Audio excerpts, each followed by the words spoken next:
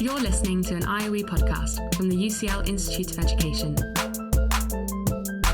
Powered by UCL Minds.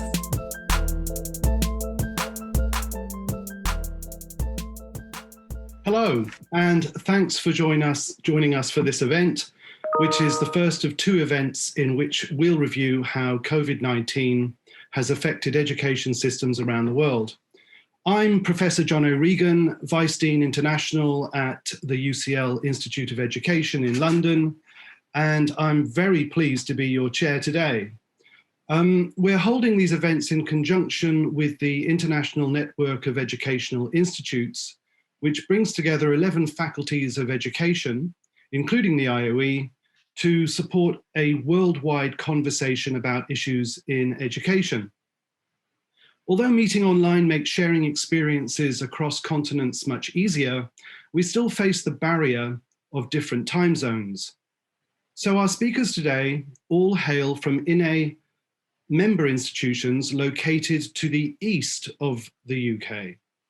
Tomorrow, we'll hear from INE members located to our west, and I hope many of you will be able to join us for that event too. In terms of how today's event will run, once I've introduced our panelists, we'll hear briefly from each of them about their country's experience. But we want the discussion to be as interactive as possible, so please use the Q&A feature on Zoom to share your thoughts on what you're hearing and to post questions for me to ask the speakers. Within England, the immediate impact of the pandemic on our education system has been dramatic, to say the least. To pick out just two elements, our use of remote and online learning has accelerated rapidly, while we've had to determine university admissions without the school leaving exams that we've relied on so heavily for so long. On both counts, we've floundered. In the process, the impact of inequality on children's learning and well-being has been exposed even more starkly. In addition, the government's management of the developing COVID-19 crisis in our schools has been shown to have many shortcomings. However, whether these experiences will fundamentally change anything in education reform and with COVID management over the shorter and longer term remains an open question. As a faculty of education, we're home to a mix of optimists and pessimists, but all of us continue to share our research evidence in the hope that it will inform public debate and policy on the present and future of education, even if it is diluted by different political priorities. Well, that's England's experience, reflected to some degree across the other nations of the UK. To provide us with a broader perspective on COVID-19 and education, our speakers today are Dr. Kester from Seoul National University. Kevin is Assistant Professor of Comparative International Education and Peace Development Studies.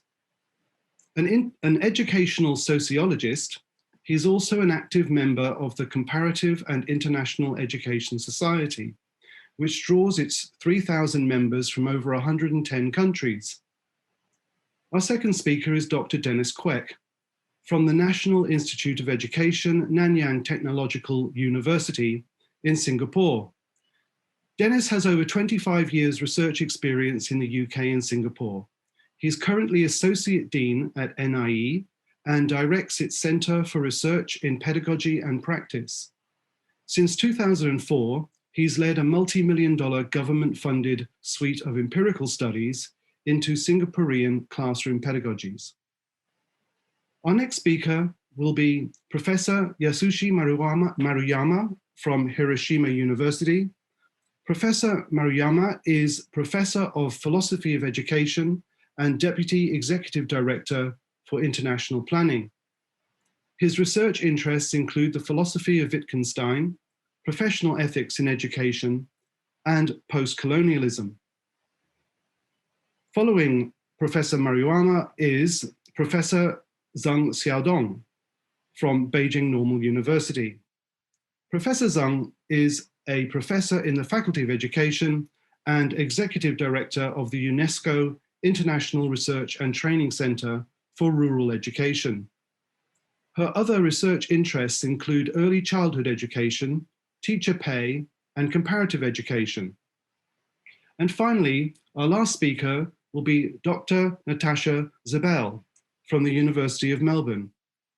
Natasha coordinates Melbourne's Master of Teaching primary program. Her research focuses on curriculum reform, and most recently, she's been examining the impact of COVID-19 on teaching and learning in Australian schools. Among her many other roles, Natasha is chair of the Parliament of Victoria's Education Advisory Panel. So that's all our speakers, and it's a great pleasure for me to welcome them all here. It's now my turn to introduce our first speaker, which is Dr. Kevin Kester. Kevin. Thank you, Professor O'Regan. So I think it's important to first begin by noting some of the educational policies in Korea and the issues that they've been addressing before COVID hit. So the first issue here is the demographic decline, or the low birth rate domestically. This has led to government policies such as education subsidies to encourage families to have more children. And in higher education specifically, it has led to policies of further internationalization. The second issue is around multiculturalism and social justice. Here, there are two forces that are dominant. On the one hand, the increasing educational attempts to integrate multicultural students into schools, and on the other hand, efforts to ensure equal access to quality education for all, regardless especially of socioeconomic background. The third issue especially is key to the response for COVID-19, and that's around Industry 4.0 and an untact society. Now, untact is an amalgam of the prefix un and the second part of the word contact. The World Economic Forum's announcement of Industry 4.0 sent shockwaves through Korea policymaking circles in 2016 as they attempted to prepare for increased automation. This has meant preparing students more for an untact world of less human interaction and more digitization. Now that lays the foundation, but then enter COVID-19. COVID-19 has accelerated the responses in each of these areas. Concerning the demographic shift, COVID has revealed the possibilities for online learning. In a matter of just a few weeks when the virus first struck Korea in late February, just a few weeks before the annual start of classes in Korea, Korea transitioned more or less successfully to a virtual learning format. In just a few weeks, I think it would have been nearly impossible to conceive of this before the virus. Of course, this was possible because of the move to encourage K-MOOCs, or Korean Massive Open Online Courses, and virtual learning in the years before. The structure of the system, in other words, was already in place.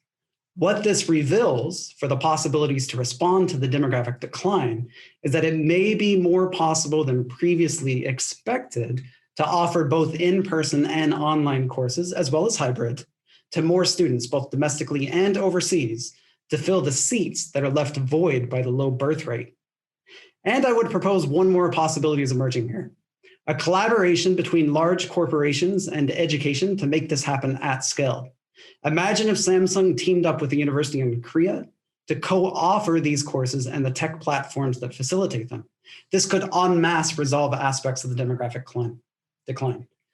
Two other issues made it feasible to go online so quickly: a standardized national curriculum that could be uniformly digitized, and a volunteer committee of teachers from various provinces helping to coordinate with central offices and to train local teachers in online teaching platforms. They call themselves the Community of 10,000 Teachers.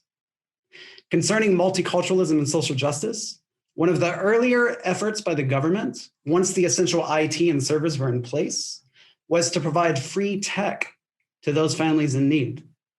The government first expanded servers through the Korea Education Research and Information Service, or KERIS, and Education Broadcasting System, EBS, to host online learning materials suddenly. Again, much of this hardware was already in place, but the capacity had to be quickly enlarged in order to support what they expected to be 3 million simultaneous users. Then, education tech such as laptops were distributed through schools and public-private partnerships to those families in need. In universities, funds were redistributed, such as international conference funding that was suddenly obsolete. It was redistributed toward updating internal technology and providing living subsidies for many students. Additionally, many educators and international organizations in Korea are continuing to address what they call the multiple pandemics. That is the convergence of social, economic, environmental, healthcare, and educational inequalities.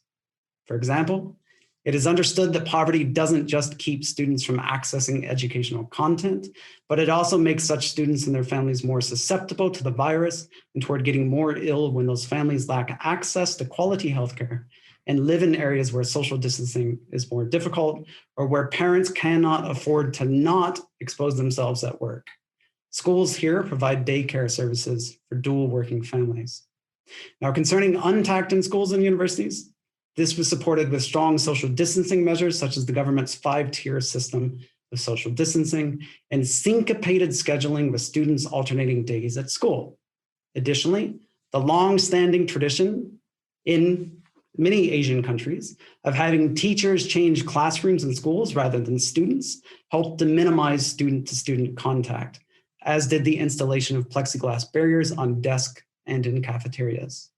So in short, COVID has radically facilitated a new normal of untact and online learning, as well as a renewed inquiry into issues of justice across Korean education that will continue to impact in the years ahead. Now, there are 2 remaining key challenges to address. 1, how to increase student satisfaction, and 2, how to incentivize educators to embrace the new hybrid modalities. And with that, I'll stop. Thank you very much. Thank you very much, Kevin. That's great. Okay, so to our next speaker then, which is Dr. Dennis Kwek from the NIE. Dennis. Thanks, John. I want to thank UCL IOE and INE for inviting me to be part of this interesting panel. And it's quite encouraging to hear what's happening in Korea. There's a lot of similarities with Singapore as well. So let me just quickly introduce Singapore for those who don't know. A small island state, about half the size of London, 5.7 million people, 1 political party since independence, and hence a stable government for more than 50 years. Now, in terms of the impact of COVID in Singapore, there's what started this year, especially in January onwards, there was a multi-ministry task force that was set up to conduct a whole of government set of strategies to tackle the outbreak. It's quite important for us to note how fast this was set up, with key ministers all involved in directing policy responses as fast and coherently as possible. A number of policies were set in place as well.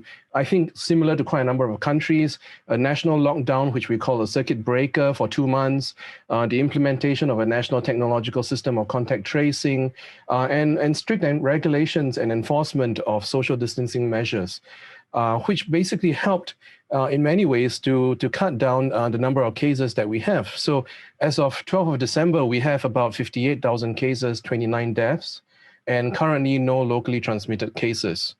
Now, what's the impact of the pandemic on our education system? Let me talk a little bit more about that.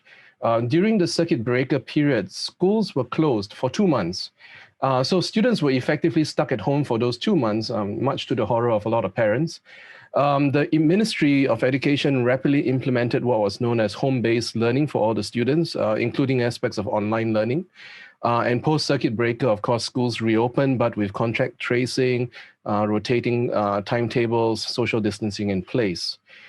Now, let me go to the bigger picture and talk about some of the effects of the pandemic on our education system. First, the economy. As Singapore's economy is likely to go into the worst recession we have ever encountered since 1965, when Singapore became independent. Unemployment is going to be a serious problem. Second, overnight, the pandemic has brought a complete upheaval to the traditional classroom mode. Home-based learning has now become the norm, and the ministry urgently needed education and learning to continue, with tuition centers shut down. Some parents are hard-pressed to become home-based teachers. Students had to deal with technological issues and finding a conducive learning environment at home. Now, this led to a significant issue. Inequality became quite visible as everyone could literally see right into their homes and what they look like. The digital divide has become quite explicit for low-income families. 1 in 2 are not plugged in. There was an urgent need for technical, financial, social support for students, and especially disadvantaged children as well. Along with the digital divide came another serious problem as well, the mental well-being of students who had to stay at home and can't go out for close to 2 months.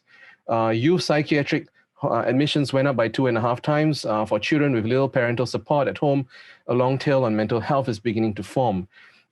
Teachers' roles have exploded as well. Not only must they be teachers, they must be health promoters, they must be ICT champions, and they must be social workers as well. The pastoral role of schools and teachers are greatly amplified.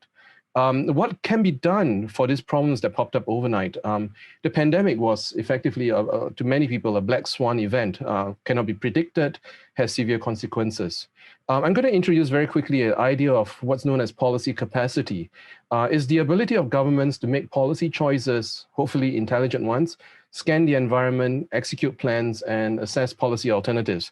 There are 4 common forms of policy capacities: operational capacity to provide resources for policy actions, fiscal capacity, financial ability to fund for such actions, political capacity is the ability to mobilize political support, and analytical capacity to ability to evaluate, analyze, and ensure policy actions are sound and contribute to policy goals. And we can see how such capacities are operationalized for education. The ministry was very quick to mobilize ICT and financial resources for students who lack internet connectivity at home. This is with regards to operational and fiscal capacities. The most ambitious push is to equip all secondary school students, about 146,000 of them, to be equipped with personal laptops or tablets by the end of next year, 7 years ahead of the original plan. There is a risk of a lost generation of youths and adults who are scarred by economic, psychological, and social impact. Reskilling workers is going to become a national priority. CET programs, skills upgrading initiatives, the role of universities to create multiple pathways to acquire new expertise. There are new possibilities for us as well, I think, especially for Singapore.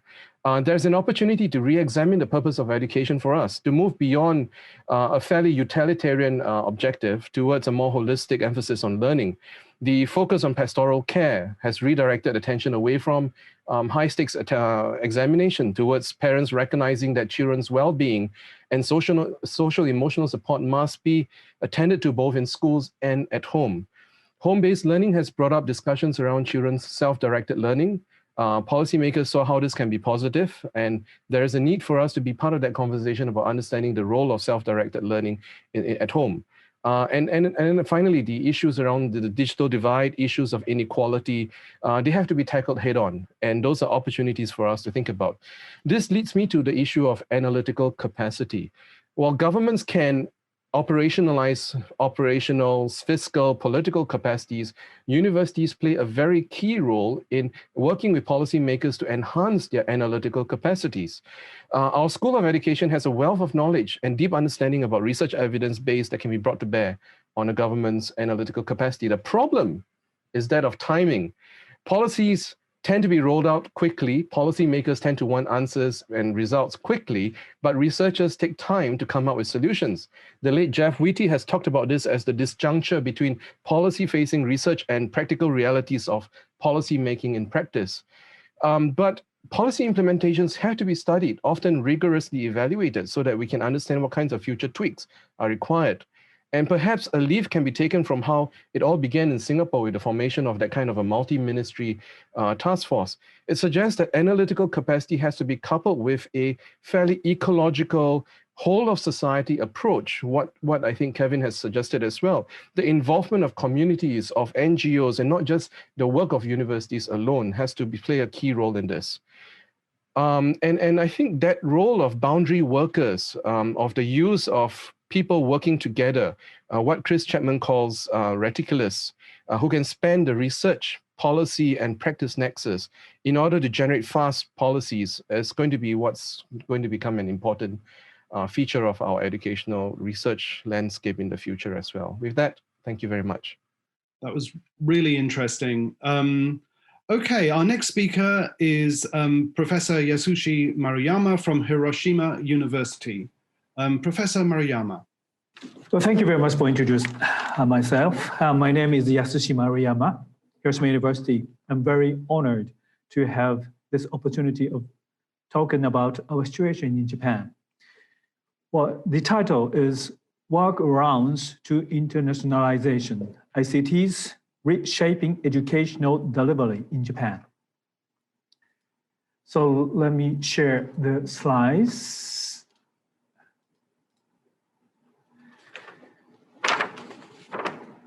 Okay, so higher education in Japan is required to be more internationalized and better in instruction with active learning. On the other hand, we have appreciated the international recognition of high quality of school education. The missionary activities of Japanese-style education are recommended, like export of education or methods of education to foreign countries.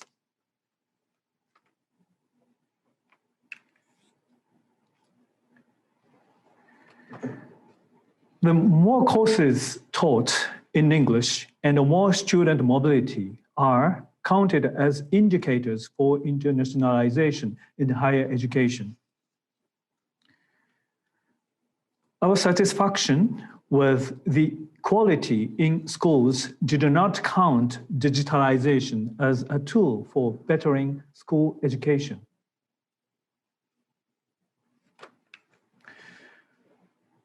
COVID-19 pandemic restrained student mobility and face-to-face instruction.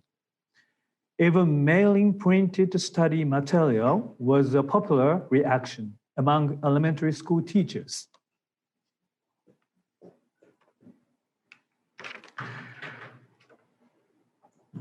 Higher education leveraged ICTs with some success. For example, virtual student exchange and community engagement. It is not easy for school education sectors to facilitate online practices due to the lack of related experience and devices.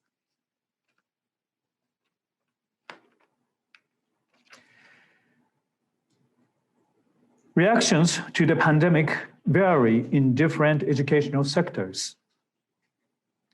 Innovative use of ICTs may be a key not only to the internationalization of higher education, but also to connecting or reconnecting people in every educational sector.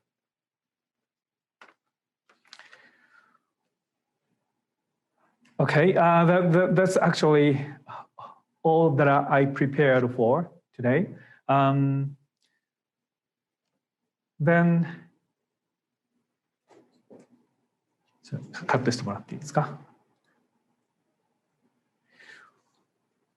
Thank you very much indeed. Okay. Are you done? Are you finished now, Yasushi? Yeah. Oh, it's okay. Well, so far in Japan, we have more cases, and the number is bigger and bigger. Firstly, well, like March and April, we're really concerned about our situation, but the number of cases is relatively small. But now, the more than double or triple cases that we had 6 months or 8 months ago. Then I don't know what would happen in Japan. Actually, March and April was the transitional period for school education. So teachers worry about in the future, but they didn't need to teach classes because the academic year is almost over. But on the other hand, for students, they lost many opportunities to say goodbye to their friends. And the many commencement or graduation ceremonies canceled. And even at the beginning of the academic year, which is at the beginning of April, and we needed to cancel our administration ceremony as well. And for Japanese, those kind of ceremonies are quite important, but unfortunately, those generations lost memorial opportunities. Then for educators, how we can put new experience to those students who lost their good memories. Well, then I would like to listen to what happened in other countries. Well, thank you very much. Thank you very much, Yasushi. Thank you indeed. And I'm sure we're going to come back to these questions and issues in a moment.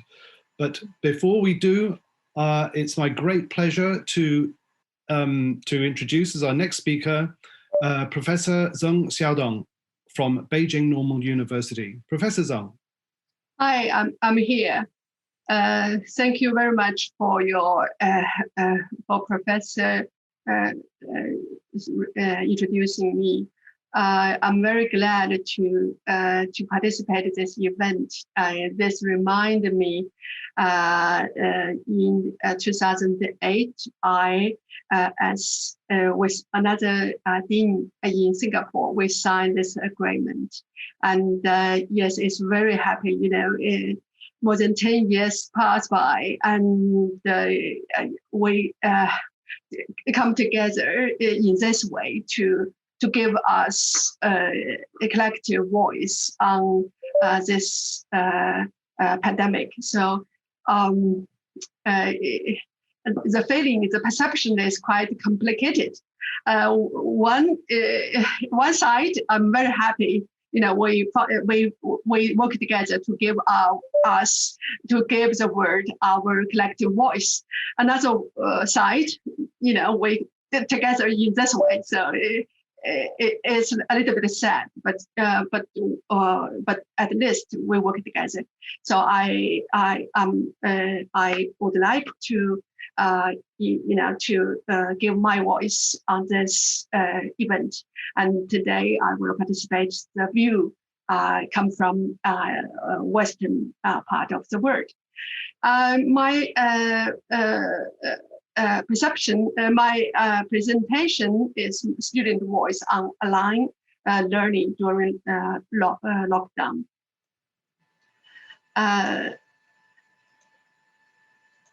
Okay. During May, we organized 5 panel meetings at that time because in the May, China education system was totally locked down, and nobody know when the school will reopen.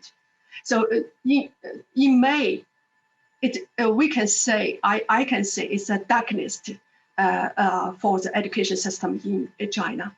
So nobody know what will happen and how the pandemic last, how long it will last.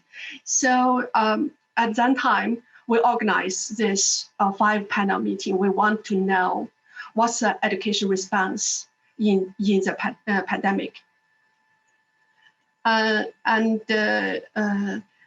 Because I work as an executive director for INRLED.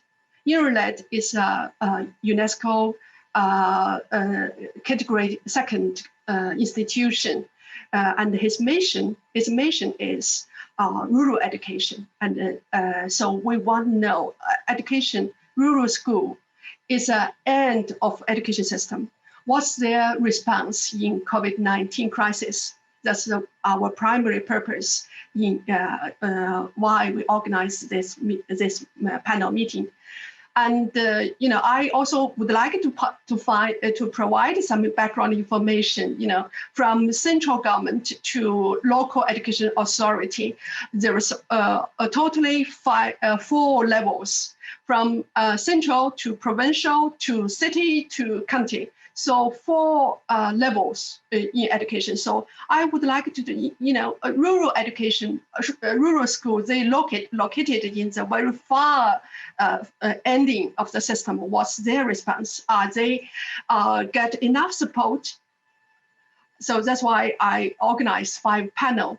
I really, finally, I find their voice, from the local officer, principal, parents, teacher, and student. Totally 5 panels. I find student voice, their voice on online learning quite different with others,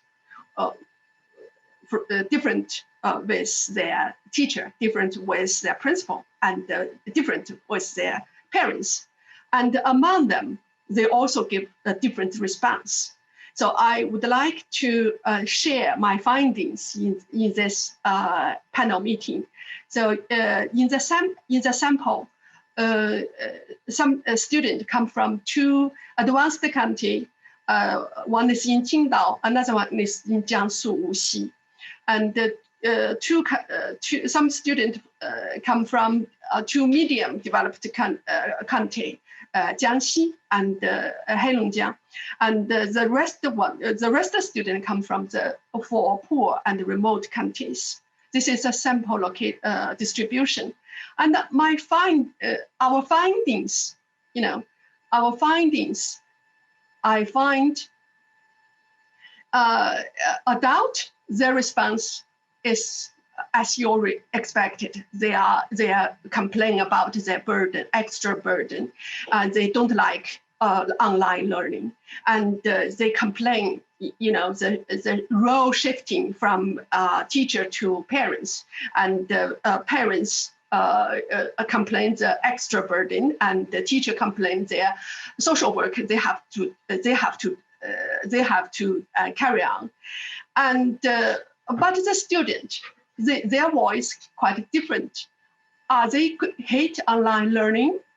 Yes, most say yes, but not all. Not all students don't like hate online learning. Some students very enjoy the flexible learning pattern. And are they missing their friend? Yes, but some of them, even more of them, they are the first generation of website. So they are quite familiar with online gathering. So they are very happy. Are they missing? No, we gathering online every day. So they didn't complain as much as we expected. So are they, this rural school get the problem of access to Wi-Fi and device? Yes, but the real pattern is more complicated in real life. For example, beside Wi-Fi device, they also have the problem to access to quiet room for each child. When the family have more than 1 child, and they are in the same time have to take the online learning at the same time. So the family face the problem to provide quiet rooms for every children. This is an access problem. And you can find smartphone. Most students get access to online learning by smartphone, not by iPad or laptops, because they are the students in rural areas. So most students get access to online learning by smartphone, not iPad. And the students also complain. They reflecting their self-regulation. They feel sad about their performance. They have different pressure on the coming school opening. Some students show their really concerned about the coming opening. But some, yes, they said they are concerned, but their reflection is not very strong. And, lived or recorded broadcast, they prefer lived broadcast. Even the recorded broadcast is given by some good teacher in good school, quite far from their school, but they prefer their own teacher give their lived broadcast. And the teacher as a tutor, in online teaching and learning, ICT provide alternative option for rural school in improving their education quality. And maybe they provide a solution for solving the typical resources allocation in rural area, because it's all the country in the world feels the pressure to assign some qualified teacher in rural and remote area. But ICT, if ICT can provide a very successful solution, this means, well, to some extent, we can solve this problem. However, in this pandemic, you can find pedagogical issue remains a technical barrier for future action. So ICT is not yet a solution for the resources allocation in rural area. Okay, conclusion. This picture is a migrant workers girl. His parents have to back to their workplace, back to the business, but her parents don't like to leave her home alone, so they bring her to their workplace and provide a very small and small and very crowded place for her to get access to online learning. But you can find even the government have taken some effort for equal opportunity, but during pandemic, this equal effort encounter huge gap among families. Another conclusion is student personality play a very important role during online learning. So self-regulation is a works personality. ICT promoting education quality in rural areas sound good but unclear. This is my three conclusion. Follow up. INRULED, UNESCO would like to take some follow-up action. We would like to jointly organize a conference with RITE, UNESCO. This is International Intelligence. So we would like to further explore this issue, and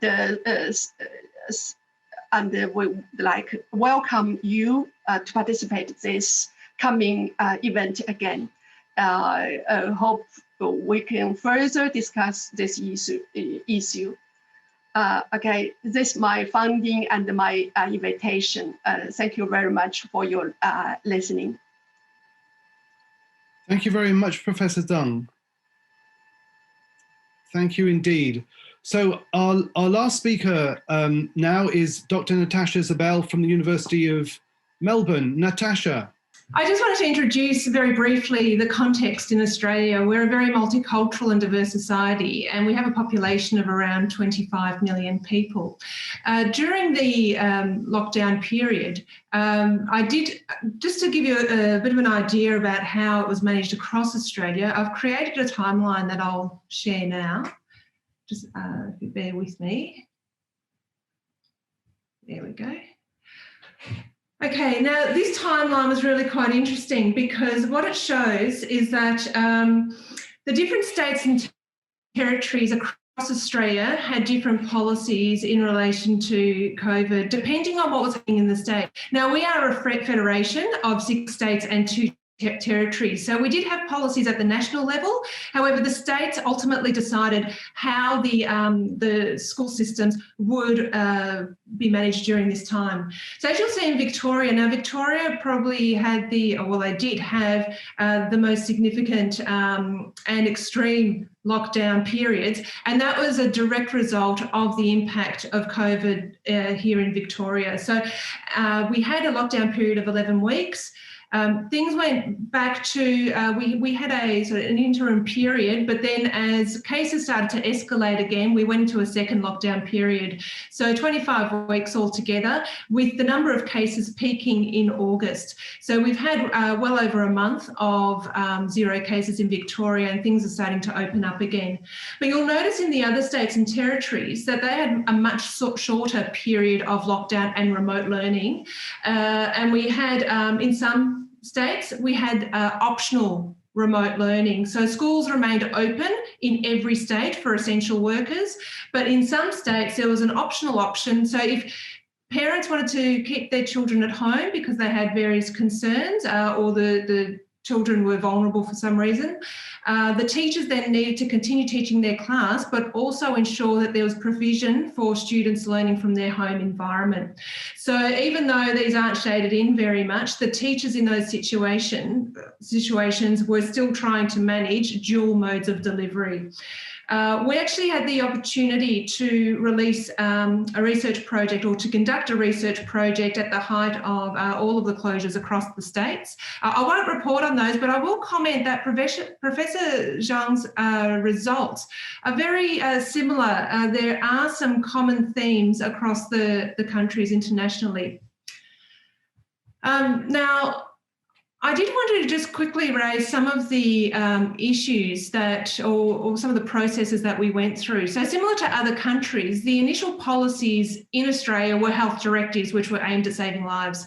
So the education system was forced to move to remote learning modes rapidly. There was no time for planning. It just happened instantly. The initial response, the teaching practices, or the strategies employed weren't policy driven at all. It was really driven by the profession from the ground up. Teachers and schools at the local level had to develop and continually refine policies on the run really quickly, from teaching and learning expectations and schedules to managing online platforms, use of cameras and so on, because we were suddenly now working in people's personal spaces. Over time, the departments of education in the various jurisdictions did develop operation guidelines and protocols for schools that covered everything from home provision to personal hygiene. But, this really was a period of rapid change and there wasn't time for, thorough policy development. Everyone just had to manage and do the best they could. Now, some students thrived and some had significant difficulties. And I think this throws up a series of dilemmas about the use of technology for remote learning. It was a stopgap measure. Students' learning was impeded when there wasn't adequate access to technology. And this was not an issue caused by the pandemic, but these types of issues really expose persistent access issues, and they expose inequities in the system. And this was an issue not just for students living in regional and rural areas, but also students living in metropolitan areas where we had students using their mobile phone to access learning. Or in rural areas, the use of satellite internet, which is so expensive, it was prohibitive for some families. So again, the government then came in and provided additional devices for students and supported with funding for Wi-Fi. But it was a challenging time for those students, and it meant that some students really did not have access for a period of time. Despite the challenges experienced by teachers, parents and students during this time, I think there are also opportunities that emerged that we can now learn from. The first one is that remote learning reaffirmed those established elements of classroom practice that are essential for effective learning. And one example is the social nature of learning and classroom interactions. These types of interactions were instantly muted in the remote learning environment, especially if the students had their cameras off. So the teachers had no way of knowing how students were responding to learning in the moment, like they do in a classroom. Sometimes teachers know just when a student walks in through the door how they're feeling that morning. So those verbal cues and those physical cues in our classroom environments were suddenly more difficult because the technology was a barrier. However, there are also opportunities in that remote learning provided affordances that we've never trialled before at scales. And what has been learned from that experience can now be adapted and adopted by schools. The questioning, the immediate feedback, the chat functions were very useful. Individual conferencing time via Zoom was absolutely important. So some of those practices can certainly be now adapted for classroom practice. And the final factor I'd like to mention is a critical role during this time that teachers play more broadly in society, and also the status of profession. I think the spotlight was really turned on the teaching profession, and I think there were some really extraordinary insights that were provided into teaching and learning in a way we haven't experienced before. And these stories were really taken up with enthusiasm by the media. Parental involvement also increased dramatically during this time. I think reaffirming and acknowledging that education really is a partnership between schools and families. And where that relationship broke down, it was very challenging for students to remain engaged. The debate on education has really gained momentum this year during 2020, and important questions related to the purpose of education, student engagement, the structure of the education system, and post-formal schooling pathways have been raised. Initial teacher education providers, NGOs, stakeholders and media are all contributing to this debate at the moment. And I think this shows just how invested we are as a society in the future of education.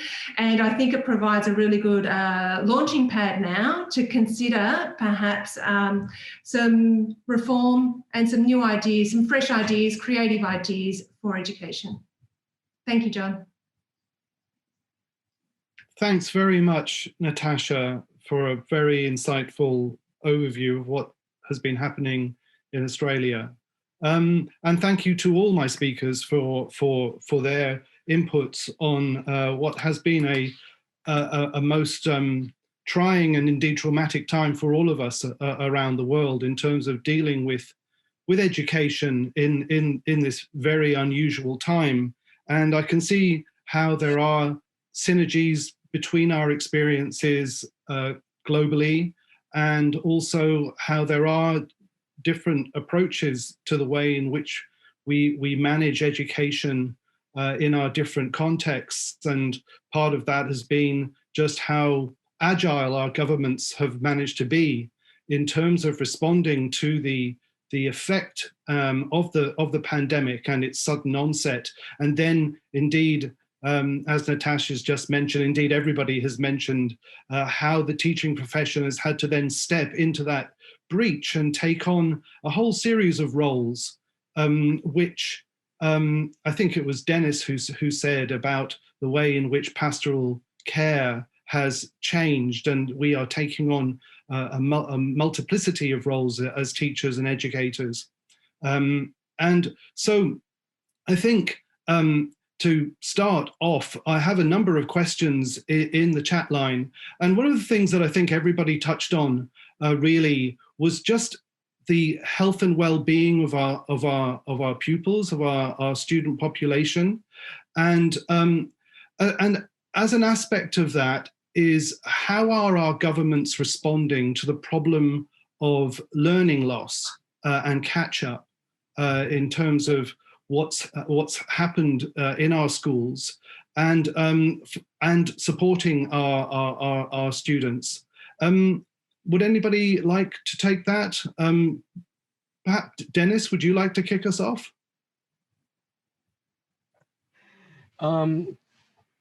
Let me attend to that question about learning loss from school closure and catching up. Definitely, that was a key concern in Singapore, where the Ministry of Education, recognizing that when we had a lockdown, there is a potential loss in terms of time spent learning, which has strong indicators for opportunities to learn and for various kinds of learning outcomes. And I think they were very quick to make sure that even students, while students and children are at home, there must be some form of learning going on. We can call it remote learning, home-based learning, online learning, but basically just ensuring that kids are still trying to do some kind of learning at home. And I think that's what's been happening in Singapore's case. And I think they have been fairly successful in doing that. There were, as usual, a ton of hiccups when it began. Teachers didn't know how to help students with setting up online learning platforms, Zoom, Google Meet, and trying to use those. But I think what happened was that there was a whole community that was mobilized. The ministry, teachers, school communities, NIE researchers who came together, who really helped to get things moving along, which is why I think the importance of ensuring that there is as little learning loss as possible is a key priority in our countries. Now, in other countries where this is going to become a very big challenge, especially in rural areas where internet connectivity is a problem, then there has to be other alternatives. Rather than using technology-enabled forms of learning, there must be other kinds of learning that is possible, and that might decelerate the kinds of learning opportunities, but at least it's still moving along. I think that's kind of the key problem. Yeah. Thank you. Hi, John. Could I add some Sure. comments on this issue? Please. I said, as I said, yes, maybe most students have a learning loss, but somebody lost more. So during this semi-experiment event, I can say it proved that schooling, even we criticize our schooling system, but schooling is a mechanism to reducing the social gap. So during the lockdown, you know, the parents' difference and student difference play more role in the online learning. But if we take this closed down as a semi-experiment, you can say schooling is still a mechanism to reducing the social gap. That's my comments. Thank you, John. Thank you very much, Professor Zeng.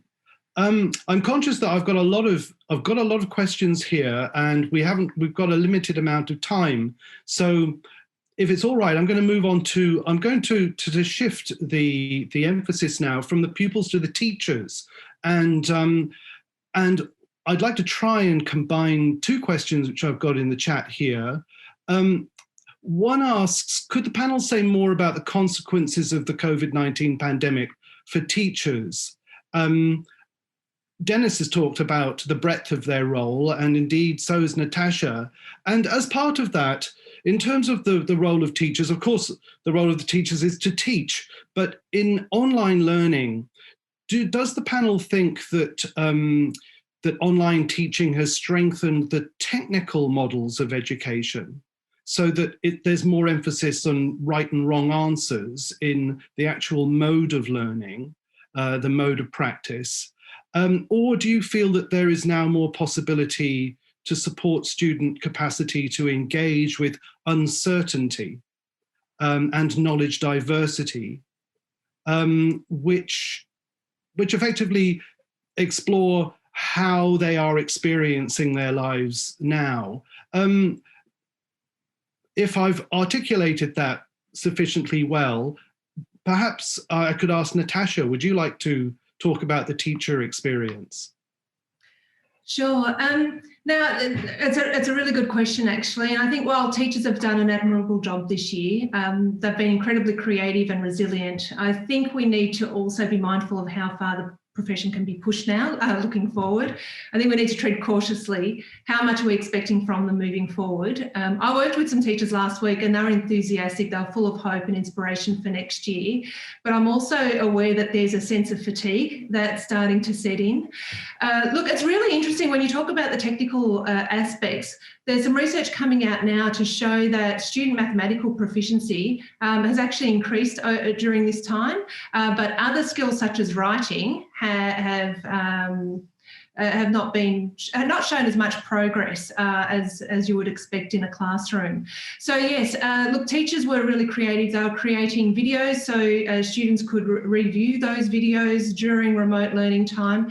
I think what it did do for a lot of teachers is to really sharpen their focus on curriculum and really think about what's important, because you can't cover as much during remote learning. And in fact, even if they were, they spent some time online face-to-face during the day, a lot of schools reduced the amount of screen time. So the students might have only met, particularly in primary school, for an hour or two in the morning, and then were given tasks, reading tasks, maths tasks to work through at home.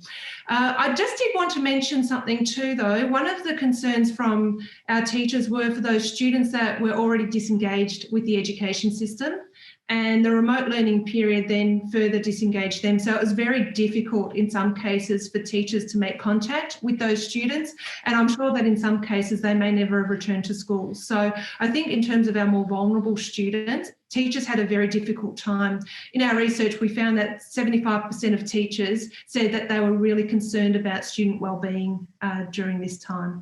So there's some of the issues that have been raised. And I think looking forward, we need to both look after the teaching profession, think about what's realistic in terms of moving forward, but also just highlight perhaps those opportunities that we found during this remote period and learn from them. Thanks very much, Natasha. That's really, I think really sums up indeed what we're all thinking in terms of what the panel has been saying. I'd like to have one more question before we close. So thank you for that contribution, Natasha. I'm now going to put this one actually to Yasushi and Kevin, because I think this speaks to the context in which you framed your particular talks and contributions in terms of higher education and what higher education is doing. So I have a question here that is, do you think your Faculty of Education will change its research agenda very much following COVID-19? Kevin or Yasushi? Kevin? Well, yes, I certainly do. I think that there's no way that any sort of educational agency is not going to respond and change its agenda coming out of COVID-19. But I think one of the areas that we have to look at, and this is in response to all the questions, is the more positive sort of outcome of this transformation. And so we think of it like a learning loss or a technical fix, or think of it in a negative sense. But we forget that these students are digital natives, a lot of these young people. This isn't just a technical aspect of their life. This is embedded in every aspect of what they do. So I think we can see a learning surplus that comes out of the experience of students learning online, and we start to look at it in a more positive sense. So I'll just give one from higher education, from my own particular context. I work in an L2 context for my students. I teach in English, but my students are not native English speakers, so to speak. And going online, the unexpected positive outcome of this was that the students participate more in class. They can translate content online using Google Translate. And this offers them the potential to actually be more active in class. They're much more familiar, I think, with the technology than we are. And so one of the areas that's going to come out from the educational technology research is an area looking at the positives of what we're doing, and the reality that this isn't going away post-COVID. Hybrid teaching is going to continue probably from here on out. Thank you, Kevin. Yasushi, what do you think? Well, let me introduce what we did during lockdown. So April and May, while schools are closed, and we faculty members of or School of Education, we needed provided online teaching classroom for college students, but also we provided webinars to school teachers. At the time, we didn't know the name of webinar. we called it online seminars. And every 2 weeks, we provided webinars. And we had about 100 participants from all over Japan. And so we didn't know how to organize online teaching. But at the time, I didn't know the name of Microsoft Teams. Now I'm very good at using Teams. But at the beginning of academic year, which is April, no one knows how to create online classes. And what I want to say is we didn't change something that we think very important. But the framework is, we needed to change the framework, but the inside contents, we never changed. Then I think the connectedness or colleagueness or collegiality is very important for teachers, not only school teachers, but the connection with university researchers and school teachers. We try to keep the connection, even though we have no physical or attachment, but the only digitalization is the way how we can connect with other people. Well, still we are keeping the webinars, and now we have too much webinars. 2 webinars every day, for example. But anyway, thank you. Thank you very much, Yasushi, and I certainly empathize with your experience there. I do feel that my day in my university is in a way much fuller than it was before, because there are no gaps between the different things that I do in my day, because everything is virtual, or nearly everything is virtual. Well, look, unfortunately, we have actually reached the end of our time, but it has been my great pleasure and honor to have such a distinguished panel to discuss this very important issue. And so I thank you very much for participating in this event. And I am indeed looking forward to meeting you all again following the pandemic face to face, and that will be a great thing. I'd also like to thank everybody who has attended online. It's been wonderful to have you here, if not to be able to see you, but wherever you are and whatever you're doing, have a wonderful day today, look after yourselves, and we will get together and we will come through this together as well. Thank you very much, and goodbye. Thanks so much for downloading and listening to this IOE podcast from the UCL Institute of Education, University College London.